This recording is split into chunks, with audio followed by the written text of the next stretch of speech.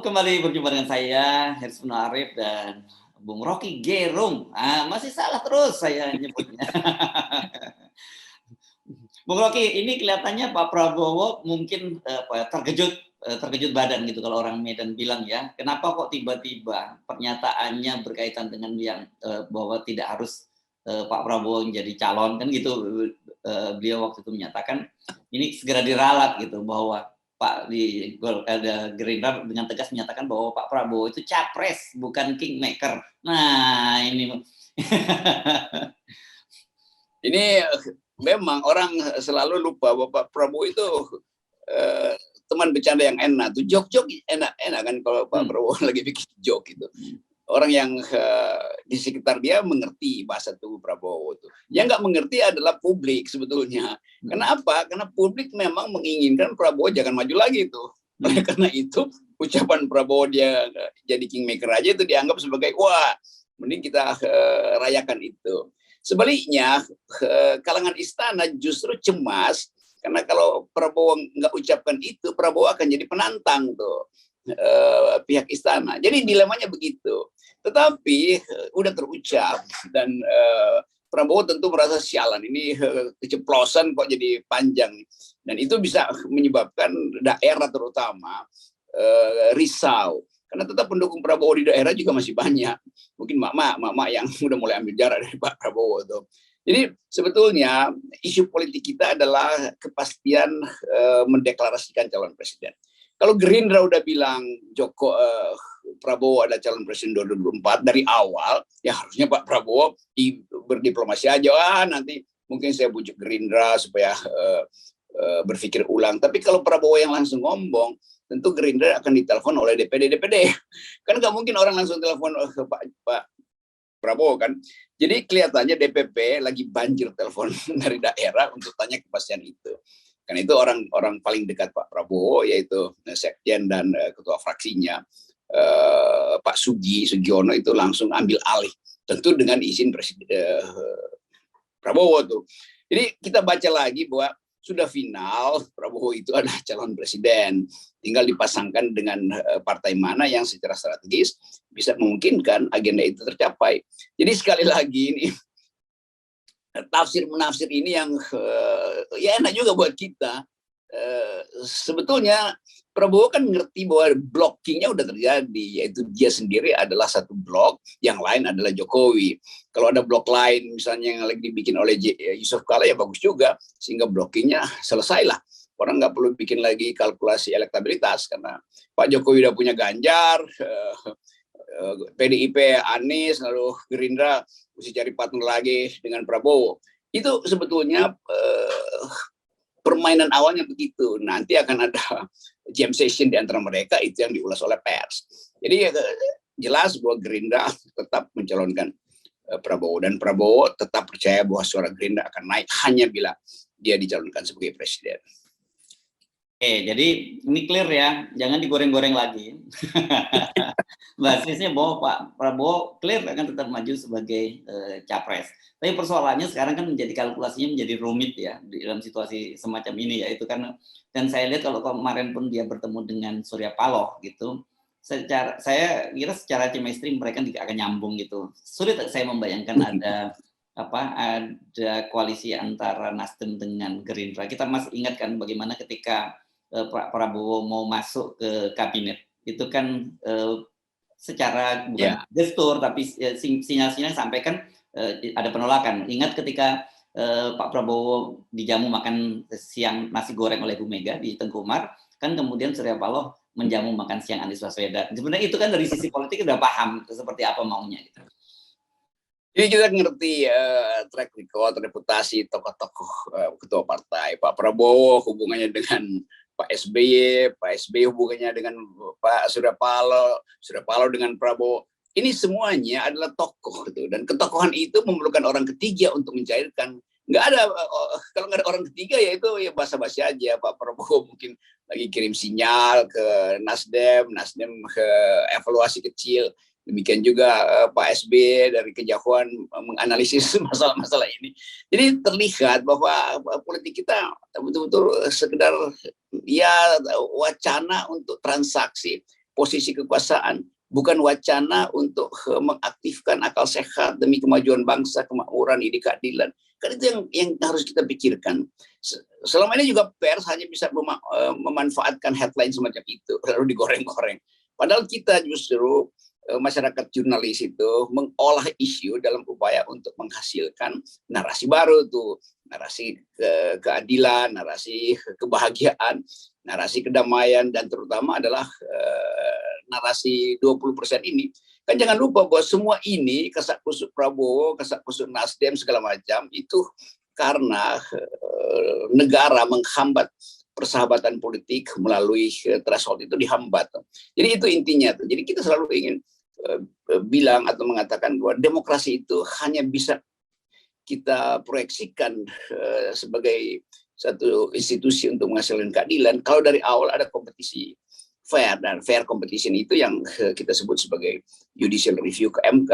Jadi harus begitu. Lain kalau misalnya Pak Prabowo bilang, oke, saya bertemu dengan Surya Paloh, Ketua Umum Nasdem, untuk sama-sama menggugat Mahkamah Konstitusi. Nah itu baru ada wacana baru dalam politik.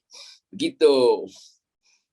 Jadi artinya kalau mereka mau manuver atau siapa ketemu siapa aja sebenarnya tidak ada manfaatnya buat bangsa ini. Kalau toh kemudian misalnya ada narasi bahwa untuk mengatasi pembelahan maka perlu dipasangkan Anies dengan Ganjar atau Ganjar dengan Puan dan sebagainya, saya kira itu hanya kosmetik ya, itu hanya komoditi politik saja. Tapi realitasnya nggak seperti itu.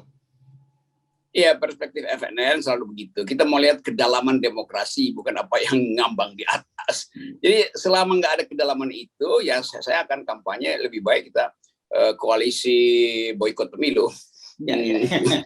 KBP, koalisi boikot pemilu.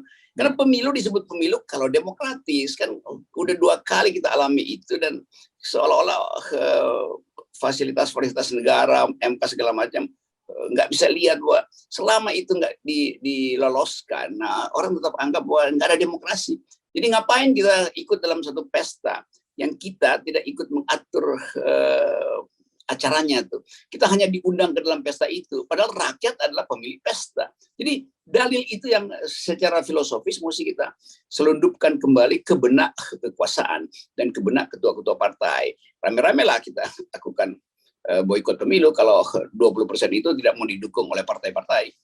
Iya, ya karena kita mesti terbuka bicara bahwa selama masih PT 20% itu, disitulah oligarki bercokol, dan kemudian pesta demokrasi yang sebenarnya disebut begitu itu masyarakat ini cuma jadi stempel saja kan. Calon itu sebenarnya sudah ada di kantong para oligarki ini. Ya itu betul, kita diundang masuk kotak pemilu untuk membenarkan pilihan oligarki, itu intinya tuh.